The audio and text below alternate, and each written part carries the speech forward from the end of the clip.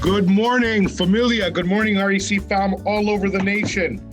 Simeon Papailias here with my beautiful brother from another mother, Jas Takhar, my newly elected, I'm not going to say wife. Well, first of all, I don't know if you should be saying elected yet because down south they still haven't got that stuff figured out. Welcome to the REC Nation, as you just mentioned, Simos, coast to coast. Let us know where you're coming in from. It always gets our juices flowing when we start to see. There's another. What's this guy doing? Just signed in. We're gonna introduce the man with the fuchsia blazer, I think it is, from my screen.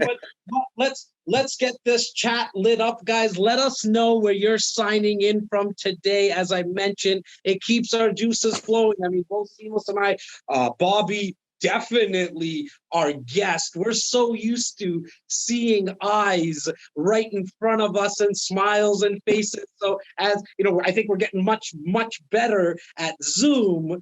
But at least if you're telling us, look at the chats lighting up, Mississauga, Hamilton. I know there's going to be some early risers in BC and probably Red Deer because Simos's hometown always represents.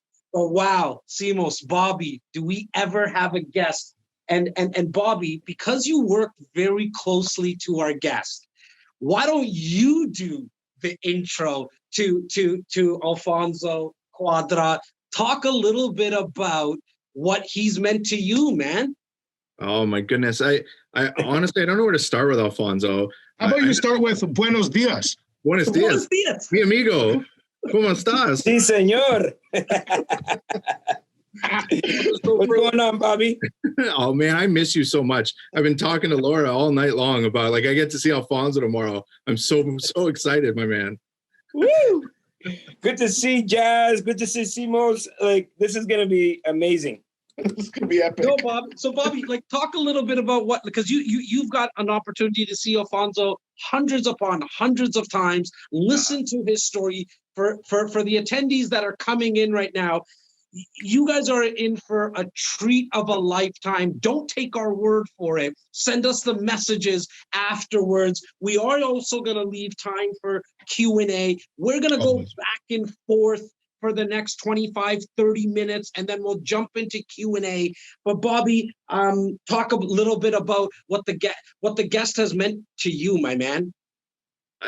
I met Alfonso 4 years ago when we were both working with another company. And I learned very quickly that Alfonso is the most passionate and honest and just grind-driven guy that you could ever possibly meet. Came to this country, how many years ago, Alfonso? You're 29 now, so we're going to say 27 years ago, right? Yeah, 20. It's about right. As an immigrant to this country, and Alfonso took everything that Canada had to give him, and he just made it better across the board. Right, he found himself poverty-stricken at one point, at 2 points, if I'm not mistaken. Right, and he's turned a couple of multi-million-dollar businesses into 700+ doors in real estate. Alfonso, how many more doors have you added since the last time I saw you 6 months ago, bro? We're around there. You know, we're around there. Right? Time to sell. I gotta tell you something. I'll say but that. My favorite thing about Alfonso Cuadra is that no matter what he is doing, he comes from a place of service. He will absolutely give you that beautiful fuchsia jacket off of his back if it's what you need to succeed. It's a fact. Right? Well, and the boy, we were all talking, the team, and we said, you know what? We really want Alfonso to share his story on our brunch because it's so inspiring to us. The attendees right now watching, I'm sure a lot of you have heard and saw the past podcast that we've done. We did a live event, probably just at the start of COVID, guys, just before, COVID hit in Etobicoke there when you were flying out, Alfonso. My man, a serial entrepreneur, an investor, a go-getter, someone who has never given up. Alfonso, give us the origin story from your perspective, man. That 2 minute, we're all comic book fans here. Not sure if you saw Simos' Hulk post lately on social, but you see Simos Hulk out on social recently. Make sure to go check out his profile as Papailias on Instagram. But Alfonso, tell us, talk about your origin story, my man. Hey, thank you for having me, guys. I was actually watching about a couple months ago the live event that we all had back right before COVID, and what made me laugh, like literally out of my chair, was Simos coughing on stage. And I was like, man, you can't do that, my man. And I was like, because it was at that point, it wasn't. But I legit had a effing cold. Like, there's nothing I could do. But do you remember that, Simos? Do you remember that? And we had Laura and Ty. They're like, hot water with lemon. Get him the lemon. Don't put honey in it. Just lemon and hot water. But what was interesting about that event, it was almost about, I think it was a week before the entire world got flipped upside down. And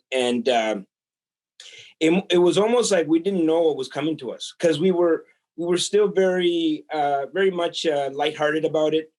We were making, and I remember right after that, I was actually either right after that or before that, I was in Cancun, drinking Coronas, and it's like, oh, I got we're drinking the antivirus or whatever. It was just, we were very lighthearted about it. We had no clue where we would be just a few weeks after, right? Like March 13th, everything changed. Now, Alfonso, I mean, and Bobby mentioned it earlier, like you literally took what Canada had to offer. When did you come to Canada? And talk a little bit about that story, man, because I know I know how tough it was, even just getting here. So I was going to get into the story, but I guess the story is about expansion, right? And, I was going to kind of illustrate like the expansion mode that I've been on since March 13th, where a lot, we have different types of people. We have people that were just kind of like went into hiding. There's people that were action takers, and there's people that just like, you know what, Netflix and chill. We'll see what's going to happen in 2021. And so I guess I fall in the camp of extreme action taker, expansion. And that's kind of been my life story, came here, immigrated from Latin America. I was actually in 2 wars, traveled and was in hiding at times from government, regimes, all kinds of things. And ended up in Canada at 9 years old, and had trouble integrating into the school system. Well, mostly I never felt that the school system was for me, and it never excited me. There was never anything exciting there that I could learn. And I'm sure everybody has different views on that, but ended up getting so frustrated, dropping out of high school at 15, and just was, at a really low point in my life. And a lot of people have been there, including during these times. That was my darkest time. And I'll never forget it, to my lowest point, sleeping outside, homeless, panhandling for change. And so I definitely don't, I wouldn't judge anybody that's in a dark place right now. Absolutely. You lost your job, lost your business, your restaurant, your hotel, whatever it is. And so that was me at 15, imagine. And I guess looking back at 15, I had a lot of blame. Everybody else was responsible for my life, and I had no control. And I remember being upset at my government back home. Why did I end up here? Why am I here? Why did my parents, do this, or whatever excuses people have? And so I had a life-changing moment, and this came shortly after at 17 when I became a father. And that was a game changer for me. And there's something to be said about standing in your truth, like accepting responsibility for all that is wrong in your life. And I know there's a lot of things that are out of our control, right? Like I can't control the wars. I can't control the government, but I can control the way I feel and the way I act. and what I do about it. And so at 17, I decided to take control over my life. And I said, no, I got to make this little girl proud of me. I went back to high school at 17. I started a business, and it ended up being really successful in that business from 17 to 21. At 21, that business was really, really successful all across the country. But the problem is I was still very much a consumer. Even though I knew how to make money, I didn't know how to manage money. I didn't know about wealth. I didn't know about these things. And so the last time what happened to me was a market correction. 9/11, it was a mini recession. Everything stopped. We were getting all our goods and services, like our goods from the US. The border was completely closed. Everybody stopped shopping. Everybody was pretty much in isolation, watching CNN. What happened with the Twin Towers and Gulf War and everything that came. It was about 6 months. Now, I know some people could have, they got out of that situation. But for me, it was a first correction in the market that I wasn't used to. And shortly after that, I almost lost everything and ended up almost filing for bankruptcy. So 21, millions of dollars, 24, negative $1 million. And so I said, I never want to be, really quickly, do you attest that 21 to 24 time period to just not having the right mindset about money? Did you just spend a lot of it? Okay. Absolutely. I had a real successful business, but I didn't know how to manage wealth. Anybody can make money. Money is the easiest thing to create, really. Here's what you need for wealth. You need how to, number one, and number two, keep your money. I didn't have proper tax strategies. I was very much a consumer. And the money was just I was hemorrhaging money. I didn't know how to manage money. And so, and number three, you got to learn how to multiply your money. Keep more of your money and then learn how to multiply your money. And so at that time, I was reading books and I discovered wait a minute, all the wealthiest people own real estate. Because in business, I was very much vulnerable to different ways of delivering the product. The internet was coming into play at that time. Other competition, people with bigger, deeper pockets. And so, you're very vulnerable. If you have a job, you're vulnerable. If you're self-employed, if you're, you're not safe. And so what I wanted to build was a secondary stream that was powerful and that was Armageddon proof. And that's when I started my road in real estate. And by the time 2008 came, I was very much an investor-focused type of individual. I had the mindset and I was ready, and I was able to expand during that time, during 2008. And so, as you guys know, we've talked about it many times. My personal goal in the next 5 years, I want to get to 7,500 doors. And in the next 10 years, I want to get to 75,000. But I would say this, I was on your show. When was that? 2 years ago?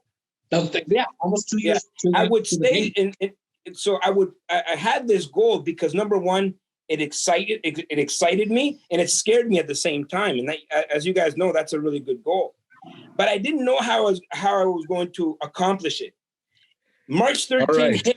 So I want everybody to remember what you just said. I had my goal. I had no idea how to accomplish it, because that's the story of the REC. Yes.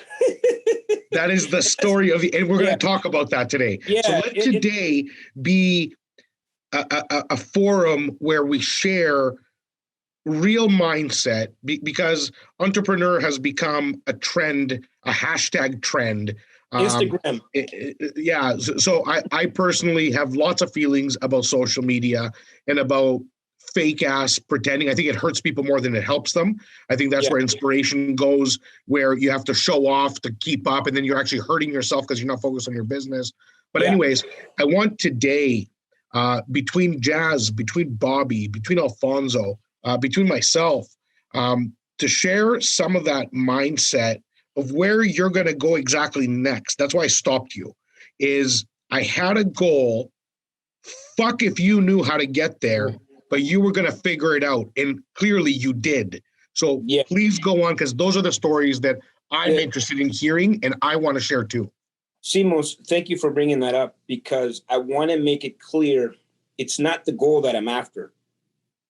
Is the person that I'm going to become in achieving that goal. Love that. And I don't know that Alfonso. I don't know the person that you are, the person that you are while you're becoming that other person. Yes, absolutely.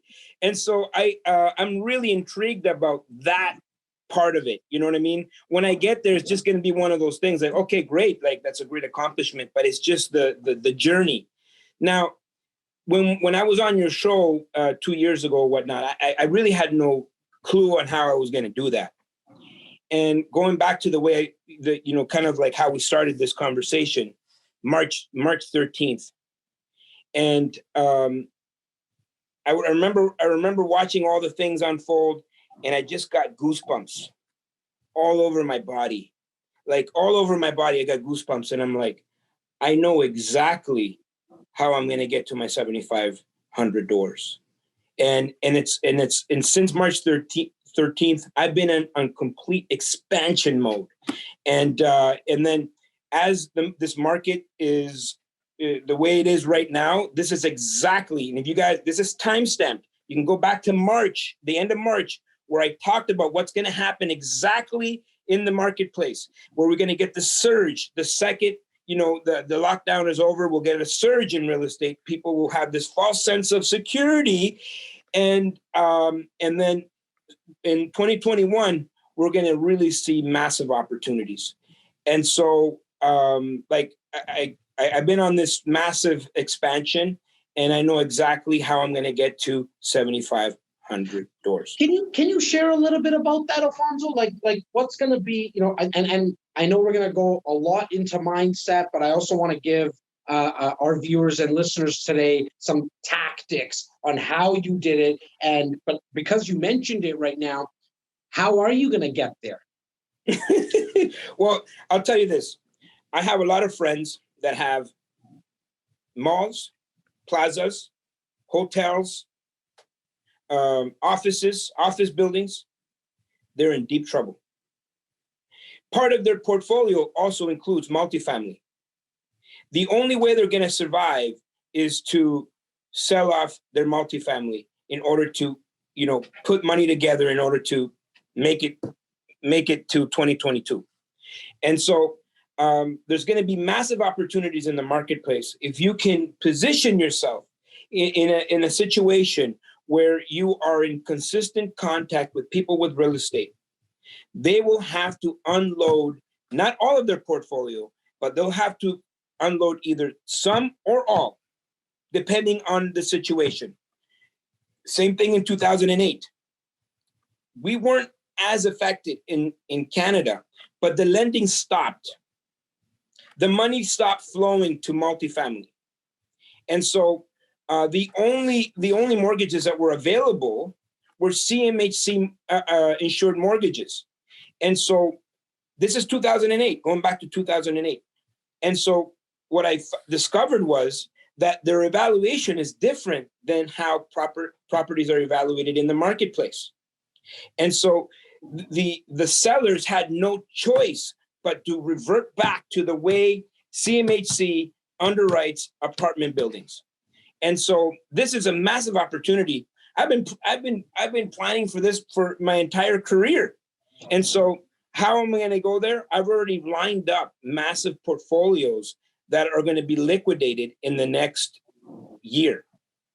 Look, I mean, I love the fact that you're catching on to the opportunity that real estate in some areas already, in some markets, micro markets, even in the Greater Toronto area where REC Canada focuses so much of our energy, has gone on sale. And how much it's going to still go on sale. I was talking to a client yesterday, and I was saying, look, if Canada Goose said you can get a jacket now for 25% off at Sporting Life, people would run and line up. But when we talk about that real estate's going on sale, the consumer confidence around it. I feel like people start to put their hands in their pocket. They just like, they don't fathom it. They don't understand it. Like, what's your thoughts on that? And that's kind of open to everyone. Well, I'll start with this. You're better off being ready for an opportunity and not getting the opportunity than getting the opportunity and not being ready. And so when I went out and I said, this is the goal that I want to achieve, I didn't start by pursuing the goal. I started by, creating the infrastructure that would be able to absorb this type of inventory. And Alfonso, so most people, Alfonso, yeah, please repeat your first sentence. It is better. It's better to be ready for an opportunity and not have the opportunity than to get the opportunity and not be ready. I want everybody let that sink in.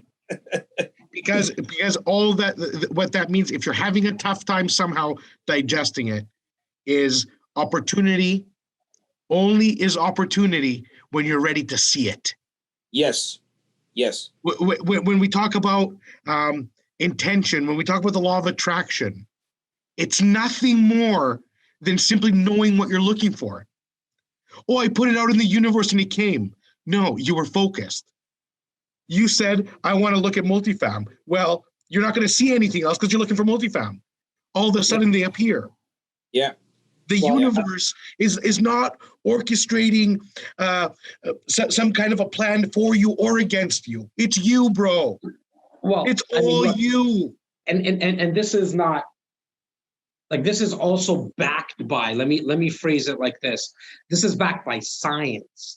There's a reticular activator in your brain that will, if you purchased a new car, you probably never saw that color of a car with the rims, the tinted windows before. It was always there. But now, and I have a feeling thousands can attest to it, everyone can attest to it, that the day that you picked up that car without those rims, you saw that car everywhere. Why? Because now your brain's starting to look for it. You can apply that into all facets of your life. And so what we're talking about here, and Alfonso, you're speaking about, you said, look, I want to start to look for more multiplex opportunities. They were not only that, I created the infrastructure to be able to support it, right? So most people say, okay, you know what? When I get to 20 doors, then I'll get a better accountant. I'll invest into a better this. I'll start wearing a blazer. I'll start educating myself more. No, then you'll never get there. You will never get there if you don't do the work up front in order to be able to support that type of inventory. It's like that old story, you probably heard it before, that little girl with her dad, they go into the ice cream store, and she's like 4 years old, little skinny wrists, looks at all the different flavors of ice cream, sees vanilla, her eyes, get really big, and she's like, yeah, I want a scoop of that vanilla. And then they put the scoop on the cone. She's barely holding it, like her little wrist can't hold it, and she drops it, starts crying. A really good dad would go back into the ice cream store and buy another, ice cream for his daughter. But this time she wants two.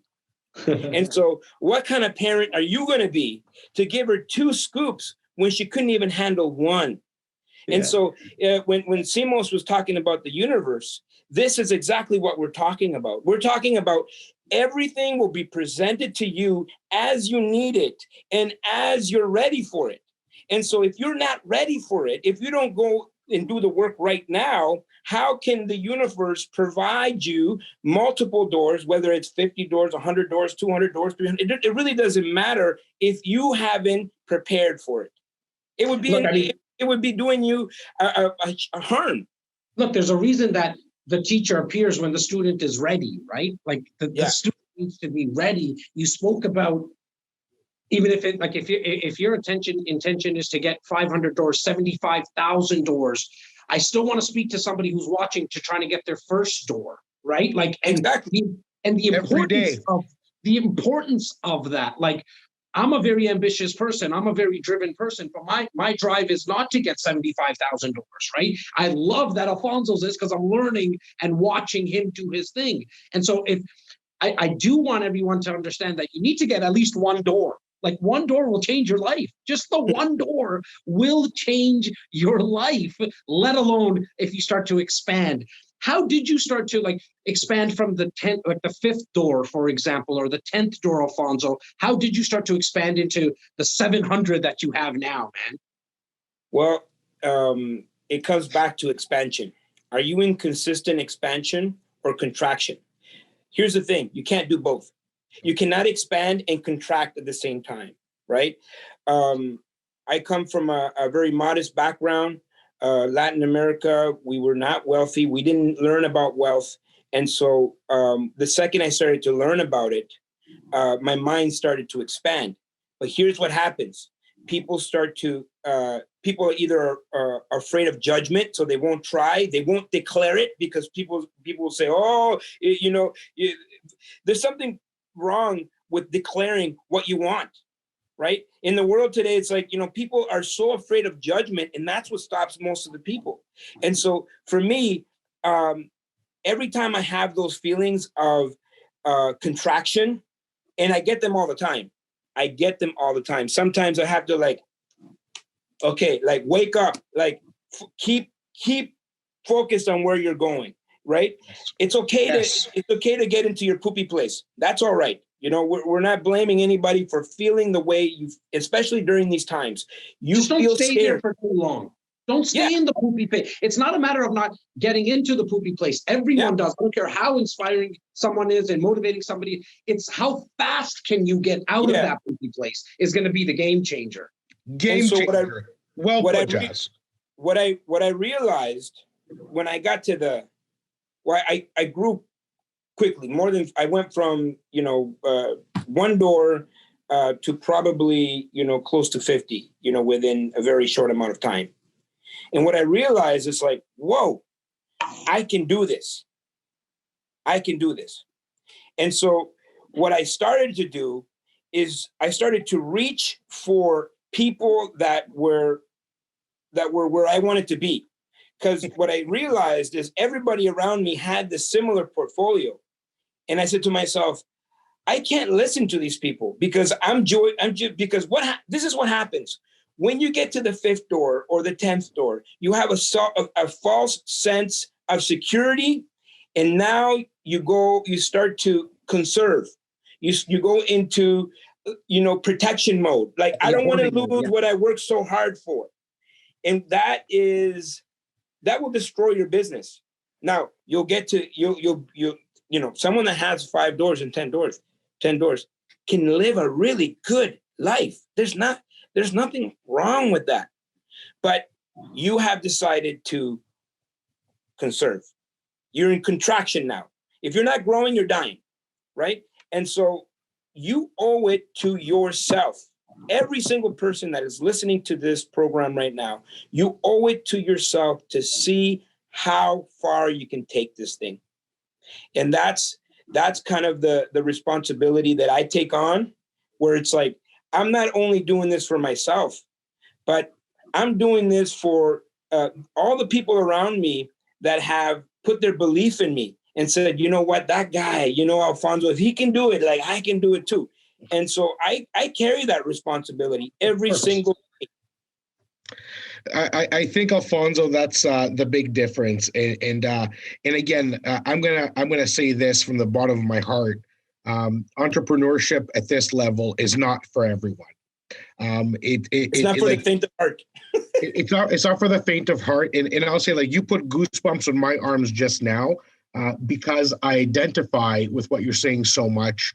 And a lot of people have a lot to say about our work ethic and our passion. They can paint it in a negative light to say you're a workaholic or you're this or you're that. Like you were talking earlier about social media and how many people are happy for you versus how many people want to knock you down. And the truth of the matter is, it's a matter of self-knowledge, of knowing what you're actually going for and who you truly are. If you said right now that you don't have insecurities, I'd slap you in the mouth because you're lying. And you're the first person to admit it because it's true. When you're in your poopy place, your poopy place is nothing more but your own insecurities, about you questioning your path. What am I doing this for? Why am I doing this? Should I be on a goddamn beach right now? Why am I in a shithole northern Canadian village buying up a building with 70 units? For what? Everybody will at some point. Have you been following me, Simos? No, bro. No. I'm saying, like, I drove to Sudbury for 6 hours a few months ago. Yeah. It turned out for nothing, but it could have turned up for everything. But on my way up, my kids are calling on WhatsApp video call while my phone's in the cradle. And they're like, where are you? And I'm like, fuck, I'm in Northern Ontario right now. They're like, why? And I'm like, it's a good question. So it's okay to question yourself. It's okay Absolutely. to look at this whole thing from any light you want. But know that it doesn't have to be for you. It can be for you. And I think when Alfonso says you owe it to yourself to push whatever that envelope that you personally do, it doesn't have to be real estate. If you were to replace Alfonso's word with toothpicks or a coffee, push. Have a purposeful life. Yeah. I mean, it's fulfilling. It is amazing. It is fun. It's a journey. You were saying, I don't give two shits about the goal. I want to see what I look like. Where's my head going to be? Because you know that growth changes you. Absolutely. You're not the same man you were 10 years. So when somebody says you've changed, the answer is, thanks for fucking noticing. I have changed. I have learned a lot. I have been hurt a lot. I have been disappointed a lot. I have failed a lot. Sure, we have a tendency to share the W's more than the losses, but you ain't getting no W without 3 losses before it. You just ain't. And if I have a lot of L's. a lot. And if you don't, you're one of those lucky dozen on the planet since the beginning of time, like Mike Tyson, like Tiger Woods, like all these people who are just naturally the best on the planet. The rest of us aren't, bro. They're just, rest of us aren't. Not to say that they didn't work hard. Of course, they're the hardest workers on the planet. But I'm just saying, you have to lose. You will lose. I just saw some messages coming in, and thanks to Tyler Ty Walbourne. He's not on the screen today, but he is in the background, making sure that you get all your questions in the Q&A, and we're going to jump in there very, very shortly. One thing we didn't mention, and it really started from how Bobby and Alfonso know each other. Alfonso, you've coached thousands upon thousands upon thousands of investors, okay, over your career, man. What is it that you just see that most, why most don't take the leap of faith? Is it from an educational perspective? Is it where does that come from where most people just don't take that leap of faith? Well, one, I would say most people are afraid to invest in themselves. I would say that, and people just want a magic pill. People watch a YouTube video and they want to go out and execute, and they lose a lot of money and they wonder why, this doesn't work, right? And so when people ask me that question, like, Alfonso, what, I got 10,000, I got a little money. What is the first thing that I need to do? Where do I invest? What's the neighborhood, right? And my answer is always the same. If you have $10,000, that money is better spent in yourself. Invest in your personal development so you are now aware of the opportunities that are around you, and you know how to identify a deal. And so that's the biggest part. That's number one. Number two, I would say the majority of people are afraid of judgment. And they're so afraid of judgment, they don't declare to the world what they want, so they can't attract any of the things to the world to them. A lot of people, kind of want to invest in real estate in secrecy. I'm going to do this, and if it works, then I'll start telling people. And you will achieve some sort of success if you want to do it in secrecy, but real estate, if you're going to do it on a big level, or you're going to grow and you want to work with other people, joint ventures, You have to be out there. You have to be part of the community. You can't just show up one day and say, hey, guys, I got a deal. I need money. Who are you? Right? And so most people have this false sense of like what it really takes to be an investor. Number one, you have to really pour into yourself, not be afraid of judgment, and be always uncomfortable. Be comfortable with being uncomfortable, because what happens when if you can be uncomfortable, this is where you're growing. And if you're growing consistently, this is where you can become fulfilled in life. If you're not growing, you will never be fulfilled. And so if you're uncomfortable, you grow. And if you grow, you have life fulfillment. And if you have life fulfillment, you can be happy. Because if you can't be happy, why are we here? I love that. Bobby, to you, my man, what got you into real estate? I don't think a lot of people, like, they've been seeing your face with a beard, without a beard, and you're going back and forth. I'm trying to compete with you a little right now, but I love your salt and pepper look. I'm not there yet. And I say that as a huge compliment to you, brother. But not a lot of people know kind of your story, like why you got into real estate, Bobby. Like what attracted you to real estate, and now what has it afforded you as of like right now? I mean, thanks for asking. I just love being included anytime Alfonso's around. That's the whole reason I was here today. I was going to take the day off. We don't take days off. Look, I got into real estate. We do not take days off. Nobody takes days off. Not around here. What's that? What is that? Look, I got into real estate because it afforded me the ability to take my time back, quite frankly speaking. Anybody who knows me knows that I was putting in 80 hours a week in a windowless room, trying to help people that perhaps didn't want to help themselves. And it was just killing me to do so. That's the whole reason. I got more into real estate when I met guys like Alfonso, when I realized that there are more people like me with the mindset that I had than I ever could have possibly realized, right? It took me a long time and over many, many steak dinners with Alfonso to realize that all I had to do was speak up. That's all it took, right? I realized that I was putting myself into the path of opportunity, and perhaps I didn't know where I was going all of the time, but that somebody that I was around would know. And that's what I love so much about being with the REC, being around people like Alfonso, right? Real estate has afforded me the opportunity to do whatever I want, whenever I want to, which just includes working with Simos all day, every day, no days off, ever. But it really has, and it's afforded me. And guys, my portfolio is small by comparison to some investors. It's huge by comparison to other investors. And somewhere along the path, you're going to find people that you relate to. And that's what I hope people are really finding from what Brunch with REC can be, is that there are people here that can help you. There are people here that are just going to say out loud, you're doing it right and you're doing it wrong and you're doing it. And that's the real point. And I'm gonna do a quick reminder, because you said something important. Your portfolio is small to some. Yeah. Your portfolio is huge to others. Exactly. Every single person that is on this call needs to remember this. It's your portfolio. It is your journey. It is your risk. It is your reward. And ultimately, it is your life and your life story. This is how you quash and destroy insecurities. If you are out there comparing how many inches your portfolio is, you will never, ever be happy. Oh, I need to beat Bobby's portfolio. What? Get a property. Learn. You're at 10, you're at 15. Did you beat Bobby? Good for you.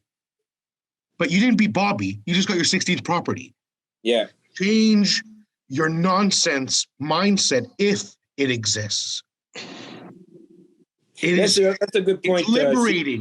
Break the chains. That's a really good point, because I've never compared myself to anybody.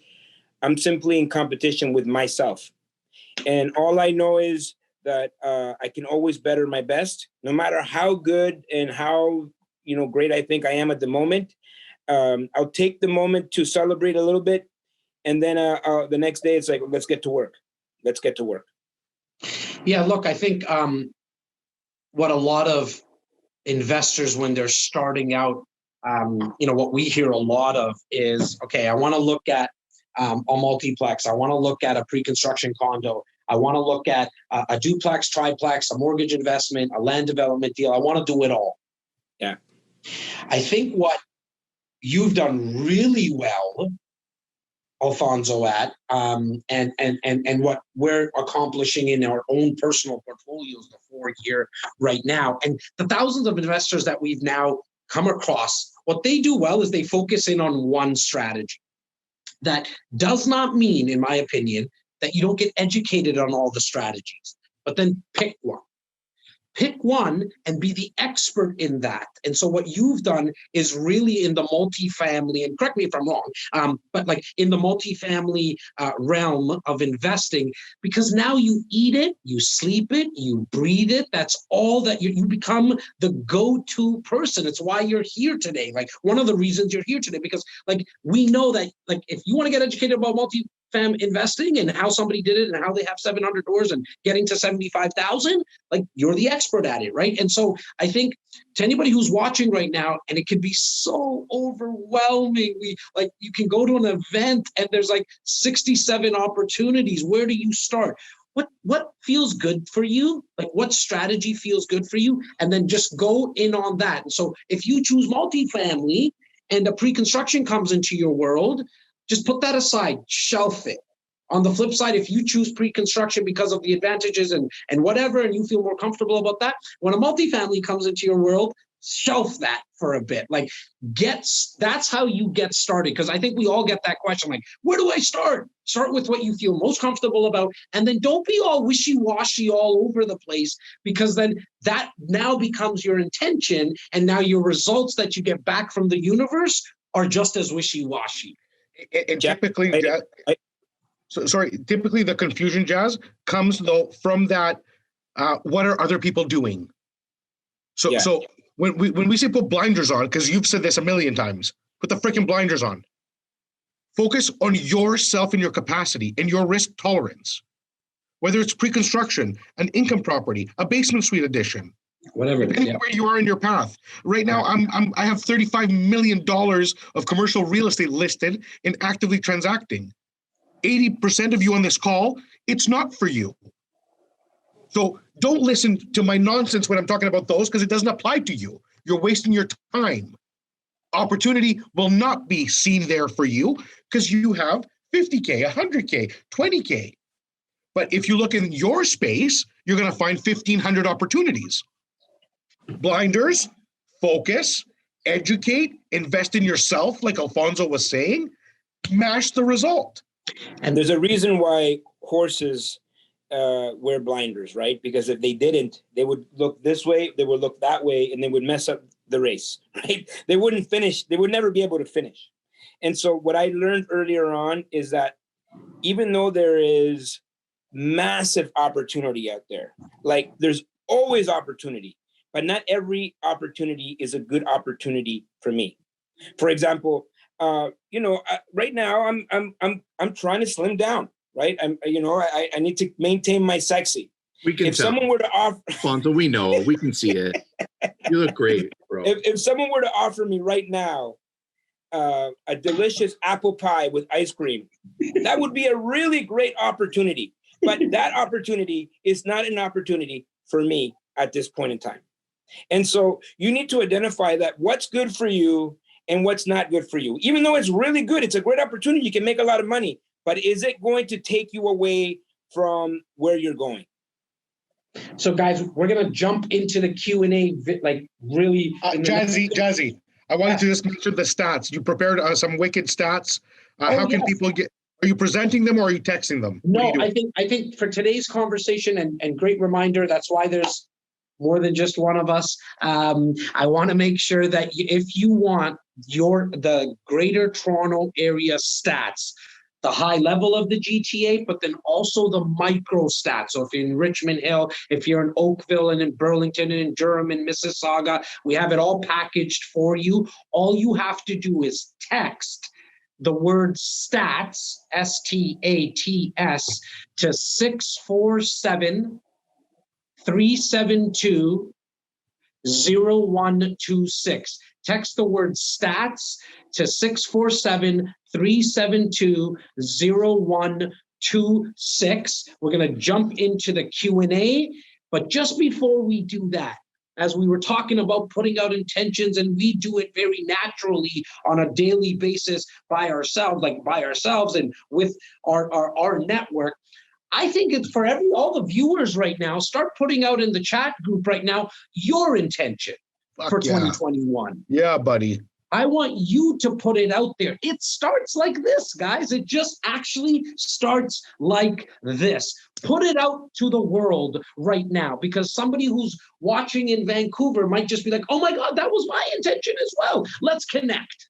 And then we'll get you guys connected. Don't worry about the logistics. Like what Alfonso said earlier, he didn't know how. Simos overlaid that with, that's what REC is. Like, here's the thing. You never really need to know the how. The how will always appear. The two most important parts is what do you want and why do you want it?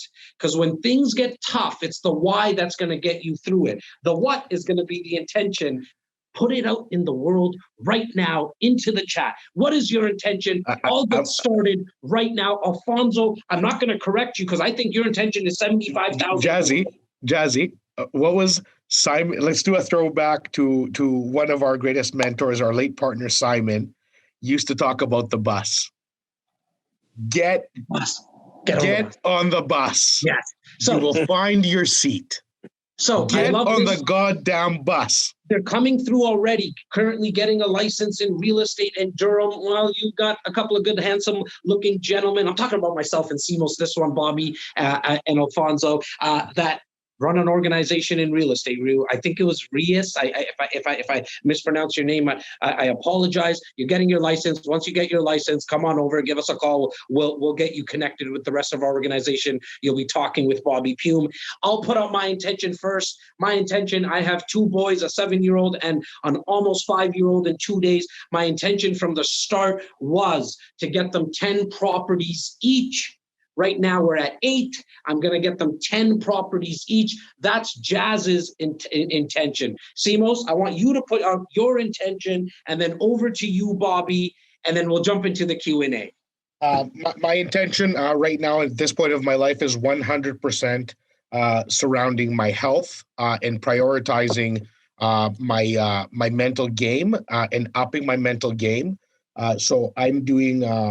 I work 12 to 14 hours a day every day. But at nighttime, I spend time that 2-3 hour window with the kids, and then I go either back to work or I self-educate, and I'm attending a lot of webinars. I'm going to be putting a strategy in place for certain in the morning between 8:30 a.m. and 9:30 a.m., which is going to be Simeon time, which means physical activity, mental activity via actual meditation, which is my number one focus in my life right at this second. And my business is always my intention. So I have multiple businesses. My businesses are always in my intentions, but right now it's Simos focus time. So it's my health that's coming first. So awesome. This year I'm engaging actually one of our real estate team members who is built like a freaking Armenian god. His name is Gevik. And we also have a Persian god, Cheyenne, who are models in fitness legit. And they're going to be helping me out in actually attaining some of my goals, which is weight loss and fitness upgrades. So I want to be back on it. I love it. Bobby, before you put out your intention, the chat's lighting up, guys. Keep this going. You're putting it out. You don't know. You're going to look back in 2021, some beautiful day in August, and say, that day, a beautiful day in Toronto in November, whatever the date is today, I put it out to the world, and now it's starting to happen. Just to add to that, guys, you just heard Simos' intention. So now let's try to help him and hold him accountable. That's what networks do. That's what communities do. We're going to help them out. So if you see a story on his Instagram for 4 days in a row, eating a double scoop ice cream and a burger and a pizza and all that stuff. And it's possible. You DM him and say, Simos, you're allowed to have a cheat meal. We'll even give you a cheat day. You're not getting away with 5 days of burgers, pizzas, and beers. So that's how this works, guys. We live it, we breathe it, we sleep it. We want you to be part of it. Bobby, Mr. Puim. So thankfully, Simos has got tiny little wrists. He can't hold more than one scoop. So he'll be fine. It's going to work, right? Look, my intention, and Alfonso, I hate to break this one to you, my man, in this forum. I was going to call you soon, but Laura and I got engaged. Did you know this? Woo! Yeah. Congratulations. Thank you. Right? Some of our goals have changed because of that, right? We want to start to back Laura out, and my intention is to make sure that our real estate can do that. We've got a goal set, 10 more properties. I love the multifam game, right? I keep it in a wheelhouse that I know that I'm comfortable with consistent growth in. And that's exactly what we're focusing on all the time, all day, every day. So that when we decide we want to start a family, because I'm not as old as I look, but I'm creeping up on Simos pretty quickly there. We want to make sure that we have everything that we need to continue to grow so that each one of my then kids in the future can have a portfolio of their own, and generational wealth is the actual goal. That's what I'm talking about. Yes, sir. Alfonso, congratulations to you, Bobby, as well. Alfonso, before we jump into Q&A, we want, and I'm sure the viewers and listeners want to hear you actually declare and decide. And guys, I love that word decide because it means you're cutting off everything else. Think about the root of that word. It comes from the family of suicides, genocides, homicides. That means that you cut off all other options. You're deciding, you're making the decision, and you're declaring. You declare your intentions to the world now, Alfonso. So I don't want people to forget about 2020. We still got some 2020 left. Okay, so don't be setting your 2021 goals and saying, "Oh, I'm going to wait till December 31st to get started." No. Whatever it is that you declared. Alfonso, we were talking about horses with blinders. Something that I've always said is that the real thoroughbreds, they come in at the end, right around that last bend. And that's exactly where we are in November right now. So I totally agree with you, my man. You got 2 amazing months. And what I love about December, I love December. I love December because all the buyers are sleeping. This is your time to creep in and get yourself a deal, right?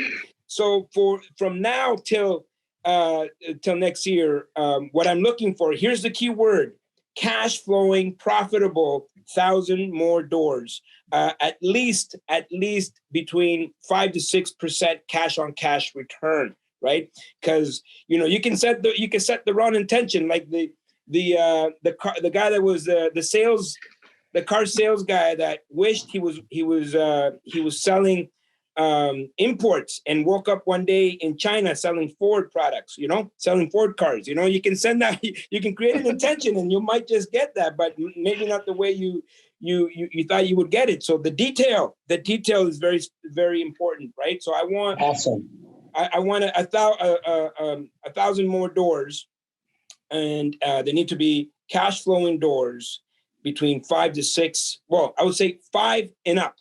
5 awesome. And up, cash on cash. So if you have not put out your intention into the chat right now, I really want you to ask yourself, why not? Are you being insecure? Are you being scared just to put it out there? Are you not wanting? Are you afraid of judgment? Are you afraid of judgment? What is it? You look at yourself in the mirror and ask yourself that question right now. Why haven't you put out your intention? We're having a lot of fun with this, but this is real, guys. Put out the intention now. Bobby, should we bring in Tai right now and get him to throw some questions to Alfonso? Alfonso, can we still borrow you for another 15 minutes of your time? Yeah, let's do it. I'm good to go. Awesome, brother. Tai, come on in, brother. Throw the questions at Alfonso, myself, Simos, Bobby, wherever they're directed. But we want to see your face, my man. Guys. Where are you, Tai? What's up? Hello. Where are you? There you are. Alfonso, you're amazing, man. No, this has been a great brunch so far. Appreciate that, Tyler. Great to meet you. All right, let's start this off. This one's for Alfonso from Tina. Hi, Alfonso. Thanks for sharing your story. Just a little more info, please, on how you went from 5 doors, I would assume, to 50 doors in a short time. Did you use OPM? Yeah, I absolutely used OPM. I learned earlier on that I needed to reach out to people that knew what they were doing. If I was going to do this on my own, I probably would not have started. At the very beginning, when we used to read newspapers, I used to read the classified sections, and I noticed that ads from multiple different people, selling real estate or looking for investors in the classified section. And I saw that, a lot of these ads were from the same person. And so I reached out to that person and I said, hey, you want to have a cup of coffee? And then we sat down, we had some coffee. I said, I want to do what you're doing. And he said, well, I don't have time to teach anybody. And I said, I'll pay you to do it. And he ended up helping me out and showing me a specific strategy. That strategy was some people call it the BRRRR, some people call it flip to yourself, refi flip. It's irrelevant. I didn't even know it. I didn't even have a name for it. It was just like, when I was going through that first refi and I bought a property and I have money in my hand, I still did not understand how that worked, but I didn't question it. I went back to my mentor and I said, now what? He said, well, just do it again. And I just continued the same rinse and repeat. And I never looked back. Love it. Awesome. So the next question is from Lisa. Can Alfonso please elaborate on how he's preparing? Ooh, good. Great question. What do you need to have a really great company, right? You need good people. You need a good product or service. And you need a process, systems. Most people forget about the system part. Most people do not invest into proper systems, and sometimes those systems, like me, have to come with other humans because I don't know how to operate systems, sophisticated softwares that manage property and, QuickBooks and the accounting. And so that will be paralyzing for a lot of people when they get to the end of the year. They have like maybe 3 or 4 properties and there's stacks of paper like this. And so I said, if I'm going to expand, I need to be able to absorb way more inventory than this. And if we're stuck here, you can become a bottleneck. If you're stuck at the paperwork, for example, then you're gonna spend all your time trying to organize your paperwork, and you're not gonna be out there looking at inventory. And so what I've done is I've attracted the right people. I've identified our niche, which is multifamily, and I went out and I looked at people that are managing 7,500 doors, 10,000 doors, and I said, what are you using? And so usually that comes with a price tag to get some of these systems. But there's no way I'm going to wait until I get the 7,500 doors to start investing in my systems. That's going to be a disaster. So it's gonna be too late. Right now, that's how I'm preparing. I'm pretty sure you're hearing our Monday morning meetings because that's like literally what we're talking about right now. So. Well, I don't think it's a coincidence that because success, one of the best sayings of all time is that success leaves clues. Yes. And if you don't watch film, so if you're going to be going to the Super Bowl and you haven't watched film, you're not winning that Super Bowl. If you want to start a business or to be a real estate agent, just let's keep this simple, and you don't have a CRM to log your conversations and make sure that you have accurate descriptions in a plan forward, you're not going to succeed. So the basic and fundamentals of anything you do, 1,000 doors, 500,000 doors, success in your business, whether you sell ice cream or whatever it is you do, success leaves clues. If you're in the ice cream business, call Nestle. Figure out what they did. Call Haagen-Dazs. Call somebody. Guys, They're we're gonna gonna be answer eating the phone. we're gonna be eating a lot of ice cream after this because I've heard ice cream 62 times on this brunch right now. And it's a beautiful day out there. I'm just saying.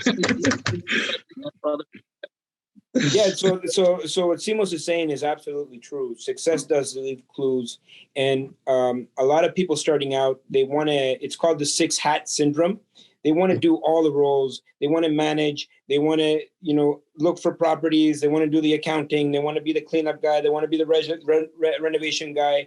And so what happens is you end up spinning your wheels, and you don't get ahead. You will get some done, but you will never be able to grow as fast as you want.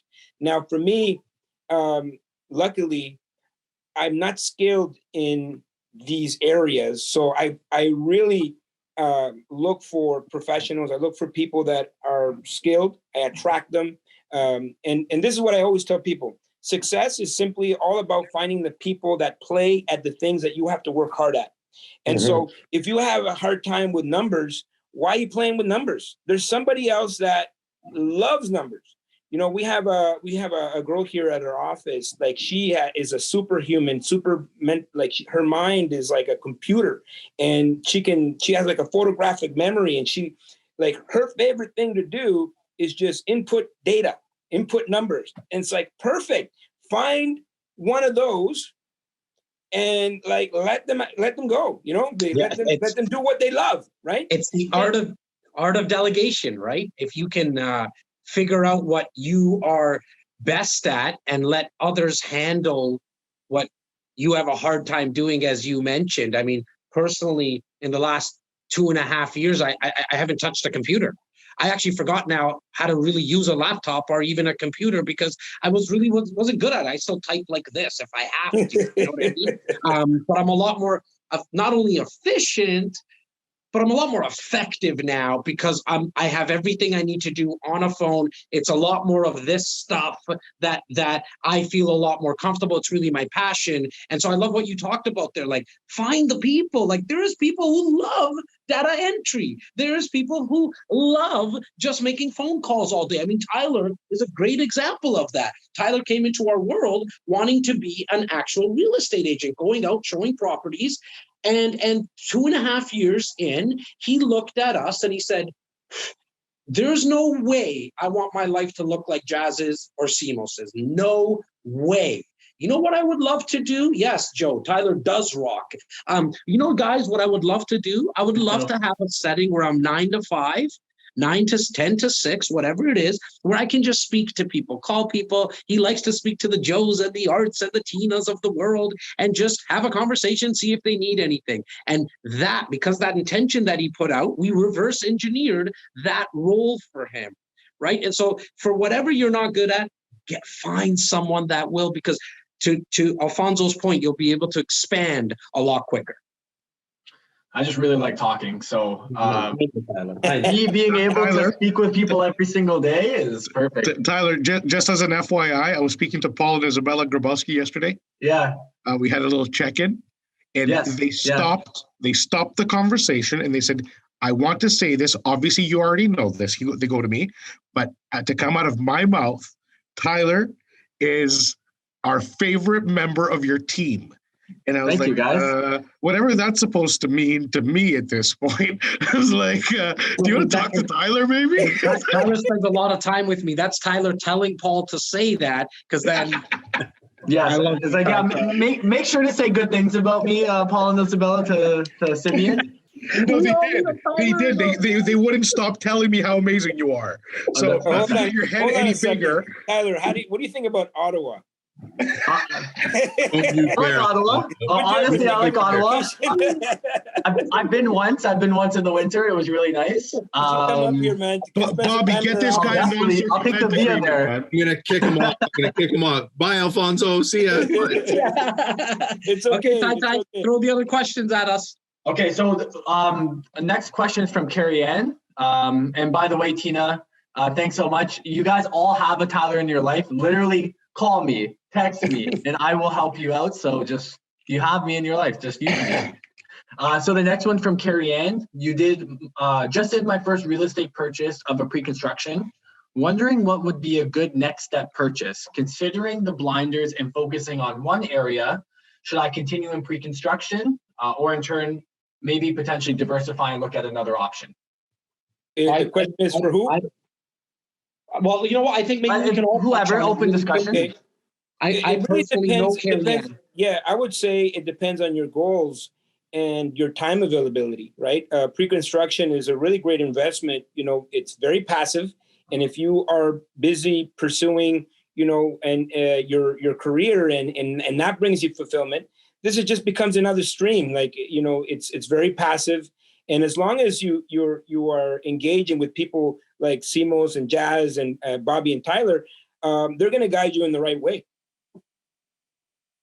I mean, I know Carrie Ann personally as well. And I totally agree with what you just said, Alfonso.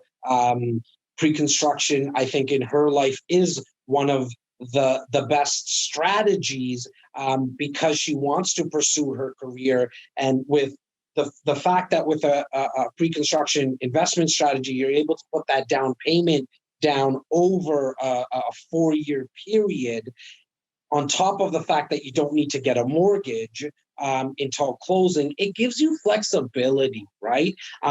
We here at REC generally cap our clients and advise our clients, and if they go outside of us, shame on you. I'm playing, but if they go outside of us, that's okay. But why would you? Why would yeah? But like we cap generally everyone off at 3 that are not closed and built yet, right? Because you don't want to have too much in the future bucket, and so we kind of cap people at 3. Yeah. For me, guys, it would be a pre-construction condo. Yes, as a strategy, is future facing, but at the end of the day, it's going to be an income property, a single door income property. If you are in the future market, if you've made a pre-con purchase and you've invested in the future of our city or any city for that matter, you do need to consider if you're staking within that buy and hold strategy, which is pre-construction, you need to make sure that you're aligned with either your business goals, as Alfonso mentioned, meaning that you may want to stick with one more until you reach your business goals, or get into the current income property game, which really protects you from ups and downs. So it actually supports your income and does everything else. So just stick within the parameters of your real business goals.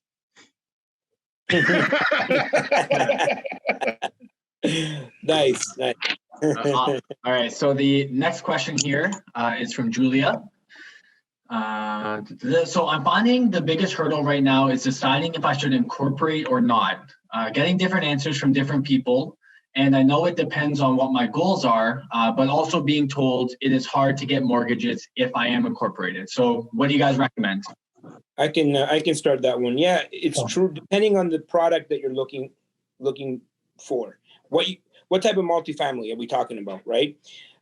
There's lenders out there that have issues with putting duplexes, single family homes, and triplexes under corporation. So that will limit the amount of properties that you could go after. But if you are looking at 4+, then it's going to be a lot easier for you to get financing with a corporation.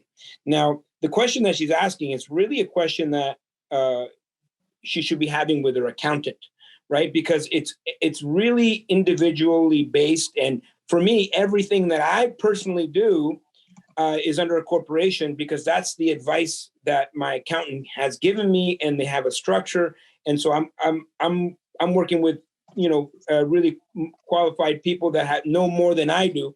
And so that corporation question really should be a corporation that you have with your accountant, because it really depends on your income, what type of properties, what are your goals. So that would be my answer. Okay. Yeah. Go ahead, Ty. And if you guys do need to be introduced to an accountant, we do work with a few. So send a text to the number that Jas was saying. Just right accountant in it, and or just even easier, Tyler, not to cut you off, if you're looking for an actual introduction like that, it's probably going to be even easier if you just email Tyler directly at info@reccanada.com, info@reccanada.com. Just from a sake of time perspective, Tyler, why don't you just rapid fire some questions at Alfonso right now? Awesome. Well, this one actually is for REC, so I'll do one for us, and then Alfonso, I'll ask you the last one. Does REC help if I'm looking for pre-construction outside of the projects we promote? So I would assume they're asking if it's outside the GTA. Yeah, look, I mean, high level, we get 50 projects at our desk every single year. We only get loud about 8 to 10 of them. In fact, in 2020, there was really only 7. And then one just was like a no-brainer that came to our table like 4 days ago, because the down payment structure is something that we've never seen. And so we were actually not going to be promoting any more projects for 2020, but this one, like, it literally fell on our lap. We've known the developer for a very long time, and so now we have to kind of, like, it was just like, okay, it's 5% now, and then no payments until like a year from now or something. And so not that this brunch is about launching anything. So if you want information on that, just send an email to info@reccanada.com, and Tyler will make sure you get all the info for that project. Outside of the 8 to 10, we can get you, if there's a pre-construction condo project in Timbuktu, Saskatchewan, or in Ottawa, or in Red Deer, Alberta, that you're looking at, just send the information to us. It's not something that we're going to be working with the developer on, because we focus in on the greater Toronto area. That's our wheelhouse. You know, we know a good street from a bad street, but we can look at the numbers. We're investors ourselves. And so first and foremost, we're going to look at it from a numbers perspective. We're going to be able to take out the emotion for you, right? Because we don't get involved in how nice the kitchen is, like, right away. We're looking at the numbers, location, builder, and incentives. And so that's something that will be able to be your second eyes, like a doctor gives you a second opinion. Use us as that. And so just send us the information to info@reccanada.com if it's outside of the GTA. And if you want information on the one that I just kind of spoke about, just put that in the subject, the condo project Jas spoke about. Yeah, for a little bit of context before we move on, it's a big part of what I do here at the REC is to take a look at any opportunity that comes across the table, right? And then we push forward the ones that we truly believe are great. But for, like, as an example right now, in my Google Drive, I got 27 opportunities to review at the moment. So we have our hands into just about anything that you think you may want. And then we put it in front of Simos and Jas to say, like, how good can this be for the people that we care about most? So if you have something that you're thinking about, ask. Just say it out loud. We know. And it doesn't cost you anything. Nothing. Like, I'm always trying to emphasize that, because that's not what we're here for. See, look, you guys have heard me say this a million times on all the content. Like, we're gonna peel back, and there's curtains behind you there, Bobby. Maybe peel those back. Peel them back. It's like a sheet or something. On our business development, there's just a bunch of desks there. On our business development, it's to do events like this. It's to do podcasts. It's to do content. It's to give free copies of our book. There's no cost for these books. We're going to lead with education, and we want to be your resource. And that's why we have a real estate concierge service. So if you need a plumber in Ottawa, we'll be able to introduce you. If you want to know more about Alfonso, just shoot us an email. We'll get you his contact info and make sure that you guys can get connected. We really just want to be a resource, because here's the thing. We know if we're top of mind, here's the real peeling back on our business development there, guys. Write it down. It's, if we become top of mind, then there's a better chance of you using our service in the future. That's it. Plain and simple. That is the REC Canada way for 15 years. We've never changed our model. It's been the same from day one. You said one more question. Let Alfonso close this off today. You've been so generous with your time. You're obviously, that smile on your face is just so infectious. It's the good virus type. And so please, Ty, give Alfonso the last question of the day. Okay, so this is actually a question from myself personally. I speak with a lot of landlords. With the amount of quantity you have in regards for doors that you're looking after and managing, are you seeing any challenges or hurdles right now as a result of COVID and the restrictions? And if you are, like, how are you trying to remedy that? Yeah, so March 13th, not only did I get goosebumps, but I knew that things were going to change, and there was a lot of question marks in my mind of what was going to happen moving forward. And I reached out to a lot of other investors, and we all looked at April 1st as the judgment day. And I think it was Warren Buffett that has a quote: "When the tide goes out, you find out who's naked." And so we were ready to, we were saying, like, what's going to happen? What's going to happen? What we did between March 13th and April 1st is communicate with all of our tenants. We sent letters, emails, phone calls, nonstop, like literally once a week. If they didn't get it, make sure it's in their mailbox. Make sure, if you have any issues whatsoever, come and talk to us. What happened during that time, I noticed there was some absentee landlords that did not act quick enough. And so what happens is the tenants started to talk amongst themselves. And one said, one poisons the other, right? It's like the crab bucket. And so what happened for us was that we did such a great job in communications that by the time April 1st came, people showed up for us, right? And we always come from the mindset of empathy, respect. Tenants, they're there. They're just as much part of this business, as your lenders, your accountants, your lawyers, everybody has to operate as a team. And so we just simply needed to, talk with people. We stayed on the phone with people. They were on hold with EI. If you remember back in March, we didn't know what was going to happen. No one knew about CERB. We didn't know that was going to be a thing. And so the only thing you had was EI. And I had one guy that, said, "Oh, I was on hold with EI for 8 hours." And I said, "Okay." So he's like, "Well, like, I couldn't stay on the phone that long." I said, "So what else are you doing?" He's like, "Well, nothing." And I said, "Well, your job is to be on EI until you get an answer, right?" This is, he's like, "Okay, I'll do it tomorrow." You know what I mean? But, as funny as that sounds, some people were lost. They didn't know where to apply. And so most people don't act quick enough to be able to take advantage of the services and the programs that are out there because they simply just don't know. And so you have to help and guide these people. And this is the program. This is the link. Did you apply? Did you apply? Did you apply? And so when April came, we were, like something like 95% collected. And the people that did have problems, we're going to have problems anyways. We knew they were having problems before COVID. So that just, we know that there's going to be certain people that are going to have issues.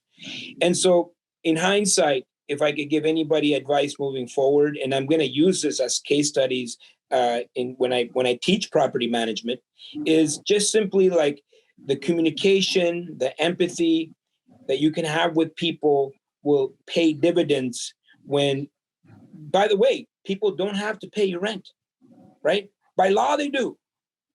But they're, if they don't pay rent, what are you going to do? Right? And so it's the track record that you build with these people, the empathy and the kindness that will pay back in the end. The little, that little gift at Christmas, the little, those things, they will pay off dividends in the end. Great. Well, I think you're using the word empathy. And if anybody doesn't understand how that word relates to customer service, the word empathy is the most important word for any approach, and not just in business, in life. When you go into business with empathy, you're actually ensuring that all sides win. Not everybody has to win the same. Not everybody has to lose the same, but empathy means you care about the other side. If you're a landlord and you have empathy for your tenant, you're not doing them a favor. You're empathetic to their needs. They're human beings. You stand on one side, they stand on the other, but you help each other to coexist and live and be the housing provider you always dreamt to be. Empathy. Important.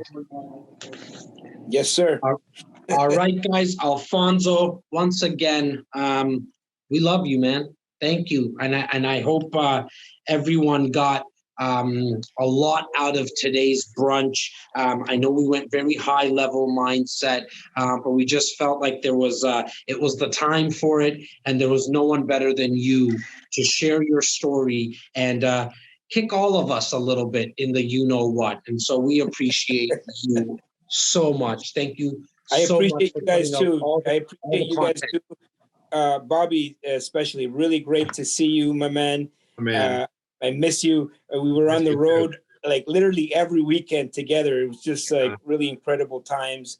And, I'm reminded of that every time I get up. The memories show up on my Facebook of, all the dinners, all the pictures, and, Jas, Simos, really appreciate you guys for what you're doing. This is incredible. You're providing so much value to your community. And I always tell people, you know what? Alfonso loves you. We love you, buddy. And Tyler, great to meet you. Great to meet you. I'm playing with some chess pieces. To all the kings, to all the queens, and everyone in between. I wish you the best weekend ever in Toronto, at least. We're having record-breaking weather with beautiful sunshine. Look up in the sky. As always, you're going to hear me say this a trillion times in my life. Be grateful. Respect each other, have empathy to your neighbor. It is a trying time with the economy and with health. Respect that somebody may have lost someone, and your wages may not be as important as somebody's life. So there's a lot of ways to view it. I have my personal opinions. Everybody has an opinion. Remember to respect and love each other. We are going through all this bullshit together, and we will prevail at the end. We're all going to make it, and we're going to make it big. Remember your mindset. From Simeon, I love you, to our REC Nation. Bobby, over to you, my man. Oh, guys, once again, thanks for having me. Every once in a while, you just need to have Alfonso in the room to feel that much better. This is a real thing. When Alfonso and I used to go on the road, I looked so forward to an Alfonso weekend. Not only would I learn something, but I would feel like I came out of that weekend a better person. And I hope everybody feels that way today, because that's what Alfonso is truly great at. Awesome. Tyler, to you, my man. I'm just going to enjoy the weekend. So I hope everyone else enjoys this weather right now that we're having. I'm going to go take the dogs for a walk after this. I have a baby, so I'm going to go obviously bring her with us. So I'm going to enjoy the weekend, but it was great speaking with you all. Awesome. To everyone, including the panelists as well, don't be so hard on yourself. If you are thinking about going on a diet and watching your health, and we were joking around with each other before, you might be going through a lot as well. Don't be so hard on yourself. The sun will shine tomorrow. Go have some ice cream. Except me. Bye, guys. Love you all.